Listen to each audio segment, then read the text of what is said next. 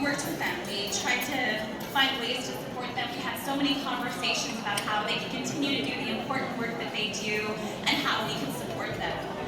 And I want to tell you that we are so proud of our partners in education, all of these teachers across the state who have been doing so much heavy lifting in the schools. After a few moments of panic,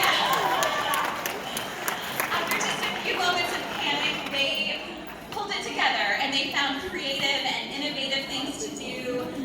They were so impressive in all of the things that they created, and I thought tonight would be a perfect time to honor some of those. So I want to introduce to you one of those very special people, one of those very special artists.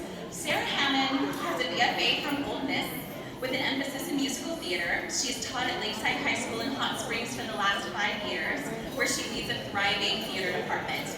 This year, she and her husband wrote and produced an incredible virtual showcase for their students called The Breakout Room, which is about to be featured at the International Thespian Festival.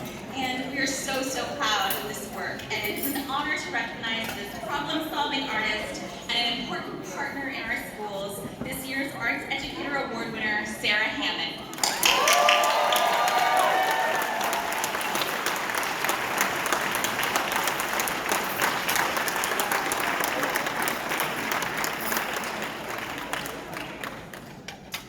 Eyes on me.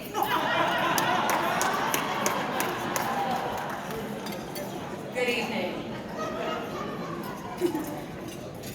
In the 2nd grade, I was asked to design a diorama. Remember those in the shoeboxes? Yes. That would answer the question, what do you want to be when you grow up? My shoebox classroom was perfect.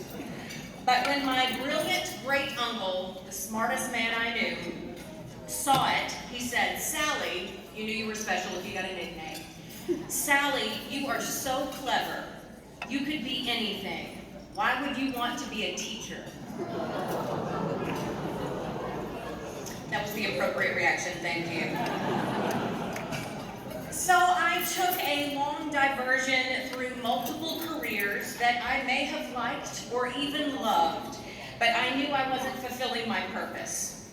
6 years ago, I finally turned to non-traditional educator licensure, but nobody I interviewed with wanted to take a risk on non-traditional, even if that person had professional performance experience and a BFA in musical theater. So I started substitute teaching, and there's a special place in heaven for those people.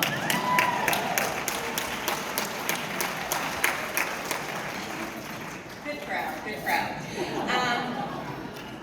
And I hoped something might happen to make a risky choice seem more appealing.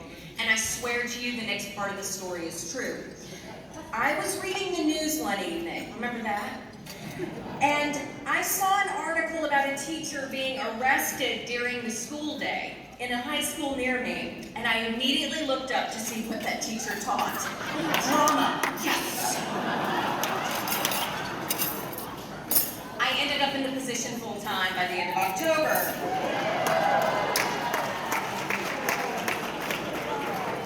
It's fun. That same school year, a traveling educational show came to our school. It was the only professional live theater our students saw that year. And it was the first play many of them ever saw because it was free. This was my first introduction to TheatreSquared. The lights on the stage and our old gutted auditorium barely worked, but the people I met were so cheerful and positive you would have thought we were offering them a state-of-the-art facility. My mentor teacher recommended their professional development institute in the summer as a way to get training that was actually related to what I teach, which I learned is extremely rare for a teacher of an elective. The time I spent at T2PDI that summer changed my life. I made connections with people that I still lean on to this day, and I began shaping myself into an educator who meets kids where they are with warmth, yet pushes them forward. It also helped me summon up the courage to apply for an opportunity to help build a department with a school that I felt was way out of my league, and I got the job.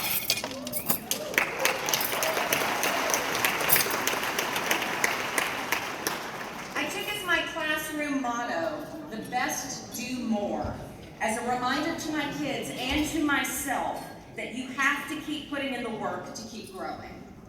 Everything was going really well until March of last year. Through a computer screen, I watched my tough kids crumble and my dedicated kids pull away. I saw everything my seniors had looked forward to for 12 or 13 years being yanked away.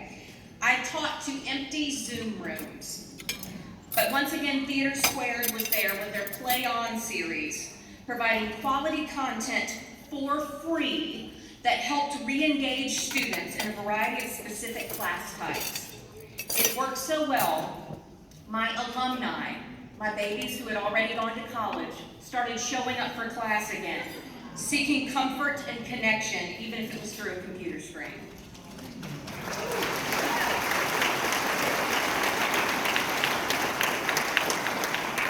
There's a lot of talk in education about core courses and STEM and academic rigor, but what people don't realize is that the non-core courses, the ones that students elect to take, like theater, choir, band, art, and dance, are the only reason many of our kids come to school at all.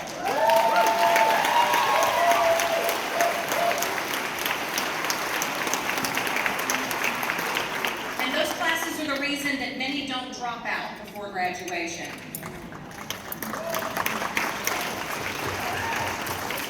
It's true.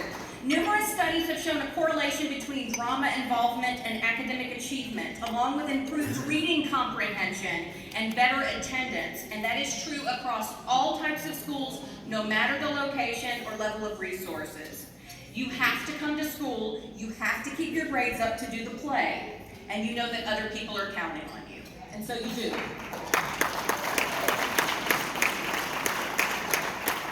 When health protocols altered the classroom structure of performing arts and threatened traditional performance modes last fall, I asked my playwright husband to write a virtual show for us. In turn, he asked me to join him in his work. The result, The Breakout Room and Other Tales, was selected to represent the state of Arkansas at International Thespian Festival and has been performed at 4 schools across the country so far.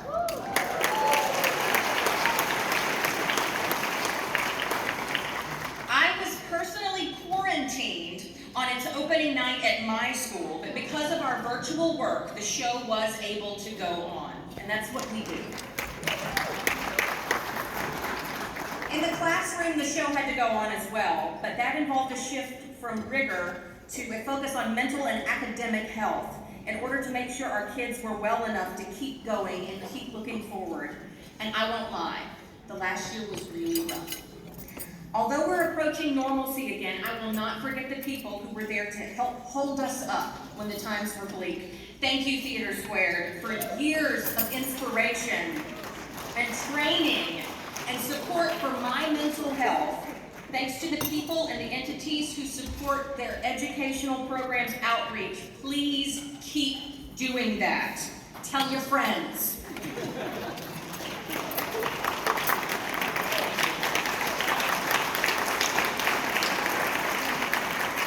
Thank you to the leadership at Lakeside School District, where I work, who support young artists and tell me they trust my instincts. You have no idea how rare that is.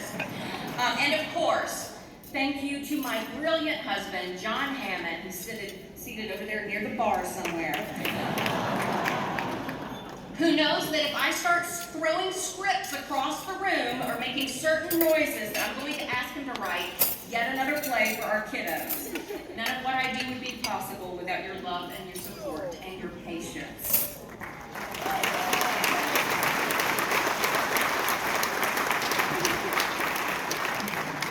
In a song from my favorite musical, a character sings that our legacy, the thing that we leave behind us when we go, is children and art. I get to work with both for my job. I am proud and exceedingly humbled to be recognized at all this evening. What makes me even prouder is when students tell me they think they might want to become a teacher too. And I tell them, you should. The world needs clever teachers like you. Thank you.